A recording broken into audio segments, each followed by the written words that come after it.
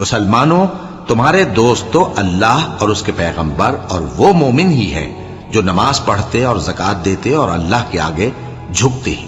और जो शख्स अल्लाह और उसके पैगंबर और मोमिनों से दोस्ती करेगा तो वो अल्लाह की जमात में से होगा और अल्लाह की जमात ही गलबा पाने वाली है।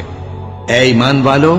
जिन लोगों को तुमसे पहले किताबें दी गई थीं उनको और काफिरों को जिन्होंने तुम्हारे दीन को हंसी और खेल बना रखा है दोस्त न बनाओ,